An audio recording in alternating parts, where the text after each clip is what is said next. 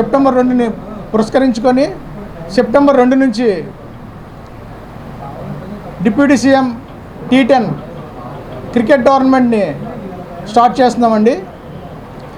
ఈ cricket tournament పండుగ 20-25 రోజుల పాటు ఇందిరాప్రజల స్టేడియం, మున్సిపల్ స్టేడియం విశాఖపట్నంలో జరుగుతుంది. టీము నిబంధనల ప్రకారం ప్రతి టీంకి 14 మంది సభ్యులు ఉండాలి. అలాగే ఈ టోర్నమెంటు విశాఖపట్నంలో ఉన్న ప్రతి వార్డు 98 వార్డులు ఉన్నాయి. ఆ వార్డుకి ప్రతి వార్డుకి ఒక టీము వాళ్ళు నిర్ణయించుకొని ప్లేయర్ని 14 మంది మాకు సబ్మిట్ చేయాలండి. వార్డు కార్పొరేటర్ కానీ లేదంటే వార్డు ప్రెసిడెంట్ కానీ వాళ్ళు లెటర్ మీద వాళ్ళు 14 మంది వాళ్ళ యొక్క ఆధార్ కార్డులు 14 ఇచ్చి మాకు జత చేసి ఎన్రోల్మెంట్ చేసుకోవాలి.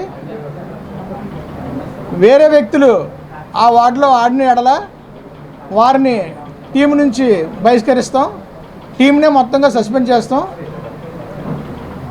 ఒకవేళ ఇన్కేస్ తెలియకుండా వాళ్ళు టీంలో పాల్గొన్నా తెలిసిన మరుక్షణమే వాళ్ళు విన్నింగ్లో ఉన్నా కూడా వాళ్ళని తీసివేయడం జరుగుతుంది.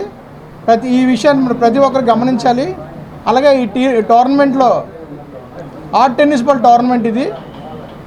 రోజుకి ప్రతిరోజు 5 మ్యాచ్లు జరుగుతాయి. ఇది నాకౌట్ పద్ధతిలో జరుగుతుందండి.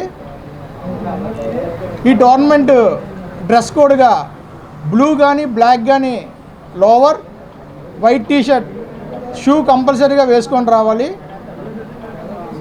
ఈ టోర్నమెంట్ అంపైర్లు VDCA సంబంధించిన అంపైర్లు వ్యవహరిస్తారండి అంపైరింగ్కి.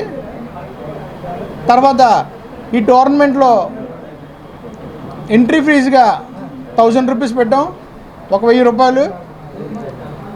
అలాగే విన్నర్స్కి 50,000 రూపాయలు, రన్నర్స్అప్కి 30,000 రూపాయలు, థర్డ్ ప్రైజ్గా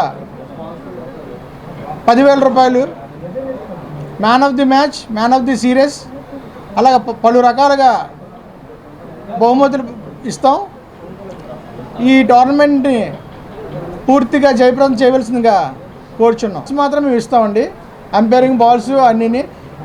ఈ టోర్నమెంట్కి పూర్తిగా మాకు సహకరిస్తున్న దక్షిణ నియోజకవర్గం ఎమ్మెల్యే గారు వంశీకృష్ణ శ్రీనివాస్ గారు. High viewers, Vizag vision channel ని సబ్స్క్రైబ్ చేసుకోండి. మా ఛానల్ అందిస్తున్న జాతీయ అంతర్జాతీయ స్థాయి వార్తా విశేషాలు నోటిఫికేషన్స్ కోసం ఇక్కడ కనిపిస్తున్న బెల్ ఐకాన్ ని క్లిక్ చేయండి.